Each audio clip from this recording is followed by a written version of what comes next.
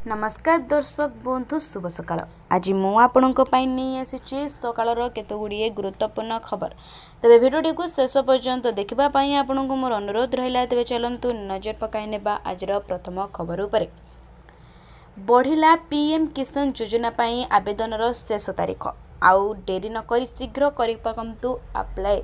चलतु संपूर्ण अपडेट कौन रही जाने। केंद्र सरकार प्रधानमंत्री आवास योजना पाई आवेदन करिबार शेष तारीख वृद्धि करिसेंती। एही योजना अधीन रे सरकार सहरांचल एवं ग्रामांचलर आर्थिक दुर्बल लोकंकु सुलभ मूल्य रे स्थायी घर निर्माण करबा पाई आर्थिक सहायता प्रदान करंती। सरकारंकर एही घोषणा लक्ष लक्ष लोकंकु आश्वस्ति देइछे। एपरि परिस्थिति रे जदि केही कोनोसी कारणरु एपर्यंत आवेदन करि नाहंती तेबे से डिसेंबर 2025 पर्यंत आवेदन करि परिबे। एही योजना रे एपर्यंत 92.61 लाख रु अधिक घर निर्माण होई सारिछे। एपर्यंत 2025 वर्ष पई सरकार आवेदन करिबार शेष तारीख डिसेंबर 30, 2025 पर्यंत वृद्धि करिसेंती। PMAYU अधीन रे पक्का घर निर्माण करबा पई सरकार निम्न आयकारी लोकंकु 2.5 लाख टंका पर्यंत आर्थिक सहायता प्रदान करंती। तथापि एथिपाई किछि शर्त मध्य रही अछि। तेबे दर्शक बंधु चलंतु नजर पकाई नेबा परवर्ती खबर उपरे। युक्त 2 रिजल्ट आसबा पूर्वरु कॉपी करी धरा पड़ितबा पिलांकु नहीं आसिला बड़ खबर। चलंतु संपूर्ण अपडेट कोन रही जानि नेबा। +2 परीक्षा फल आज प्रकाश पाइब। बुधवार अपराह्न 4टारे उच्च माध्यमिक शिक्षा परिषद बा CHSE कार्यालय परीक्षा फल घोषणा करा जिवो। यार 1 घंटा पर परीक्षार्थी सेमानकर परीक्षा फल एवं वेबसाइट रे जानि पारबे। सेही परी 1 घंटा पर उच्च माध्यमिक विद्यालय गुड़िक मध्य सेमानकर सामग्रिक परीक्षा फल जानि पारबे। अध्यक्ष बा अध्यक्षा माने साम्स सेमानकर टाबुलेशन रजिस्टर पाई परिबे, जहां तत्काल इंस्टांट परीक्षा पाई फॉर्म पूर्ण करिबारे एहा एक सहायक हेबो बोली CHSE अध्यक्ष मृणाकांत दास कहछन्ती। चलित वर्ष एहा संगरे कला विज्ञान वाणिज्य और धंदामूलक परीक्षाफल बाहरिबो। उभय रेगुलार और एक्स रेगुलार वर्ग रे मोट 3,93,618 जन परीक्षा दैछन्ती। तेबे दर्शक बंधु चलंतु नजर पकाई नेबा परवर्ती खबर उपरे। सुभद्रा योजना नहीं उपमुख्यमंत्री बड़ सूचना, वंचित हिताधिकारी को मिलिबो। सुभद्रा योजना को नहीं बड़ सूचना देछन्ती उपमुख्यमंत्री प्रभाती परिडा। IIM संबलपुर छात्र छात्री सुभद्रा सर्वे करिबो बोली उपमुख्यमंत्री कहछन्ती। उपमुख्यमंत्री कहबा अनुसार जणे भी हिताधिकारी सुभद्रा योजना बाद पड़िबे नहीं। एने सरकार पदक्षेप नेछन्ती।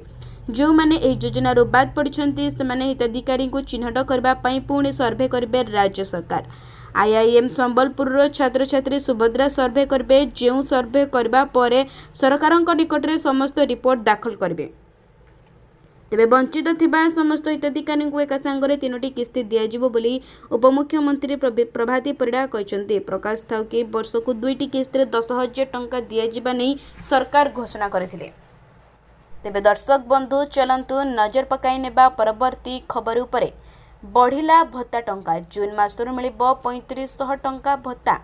चलंतु संपूर्ण अपडेट कौन रही जानि नेबा। 80,000 रु अर्थात 80 भागरु ऊर्ध्व दिव्यांगक पाई बढ़िला भत्ता एणिकी 3,500 टंका भत्ता मिलिबो। जून 2025 रु वर्धित भत्ता दियाजिबो। सरकारंकर ए पदक्षेप अनुसार 2025 मसिया जून मास सुधा जो वरिष्ठ नागरिक मानकर बयस 80 वर्ष रु अतिक्रम करथिबो सेमानंकु सरकार एणिकी 3500 टंका भत्ता देबे। सेही बळी जो दिव्यांग व्यक्ति मानकर अक्षमता 80 भागरु अधिक होइथिबो सेमानंकु भी जून मास रु अधिक 3,500 टंका भत्ता प्रदान कराजिबो। एही उद्देश्य रे सरकार विज्ञप्ति जारी करछन्ती। एहा सरकारंकर समाज प्रति दायित्वबोध और समस्तंक पई समान सम्मान और सुरक्षा निश्चित करिबार अंगीकार को प्रतिफलित करुछि। एही भत्ता वरिष्ठ और दिव्यांग व्यक्ति माननको स्वावलंबी जीवन यापन करिबारे सहायता करिबो एवं सेमानଙ୍କ जीवन को आहुरी समृद्ध और सम्मानजनक करिबो बोली सूचना मिलिछि। तेबे दर्शक बंधु चलंतु नजर पकाई नेबा परवर्ती खबर उपरे। बड़ झटका पुणी बढ़िला सुना लक्षे मुहा दाम। चलंतु संपूर्ण अपडेट कौन रही जानि नेबा। पुणी ग्राहकों को बड़ झटका मे 21 अर्थात बुधवार किछि बढ़ी सुनार दर 24 कैरेट सुना दाम 10 ग्राम को 97,420 टंका रही। गतकाली यह 95,020 टंका रही। एथिरे 2,400 टंका वृद्धि होईछि। 22 कैरेट सुनार दाम 10 ग्राम को 89,300 टंका रही। गतकाली यह 87,100 थिला। एथिरे 2,200 टंका वृद्धि होईछि।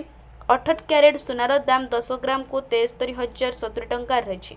गतकाली यह 71,270 टंका रही। एथिरे 1,800 टंका वृद्धि होईछि। सेपरि रूपा दाम मध्य वृद्धि पाइछि। 100 ग्राम सुना दाम 11,000 टंका रही। गतकाली यह 10,800 थिला। एथिरे 300 टंका वृद्धि पाइछि बोली जणा पड़िछि। तेबे दर्शक बंधु चलंतु नजर पकाई नेबा परवर्ती खबर उपरे। जून 23 रे हेबो पंचायत उपनिर्वाचन प्रकाश पाइला विज्ञप्ति। चलंतु संपूर्ण अपडेट कौन रही जानि नेबा। पंचायत उपनिर्वाचन पई प्रकाश पाइला विज्ञप्ति। जून 23 रे हेबो उपनिर्वाचन। 43 सरपंच 272 वार्ड सभ्य पई उपनिर्वाचन हेबो।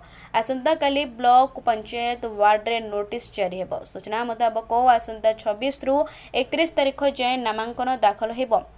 26, 28, 29, 30 और 31 तारिख रे नामांकन दाखल हेबो। जून 2 रे नामांकन जांच हेबो एवं 4 रे प्रत्याहार हेबो।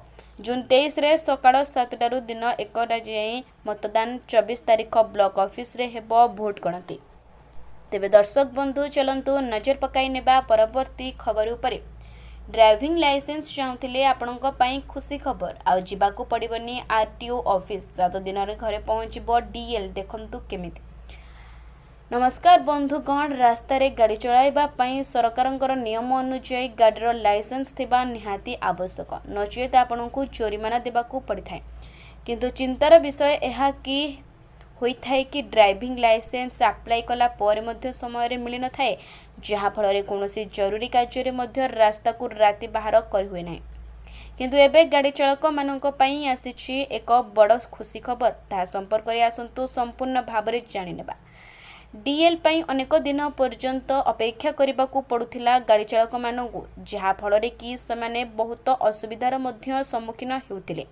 सरकारंकर नियम कड़ाकड़ी तो थाए कि रास्ता रे बिना डीएल रे गाड़ी चलाइले देबाकू पड़िबो फाइन। किंतु डीएल मिलबार समय रे व्यतिक्रम सरकारंकर नियम उपरे कोटिए प्रश्न लगा जाउथिला।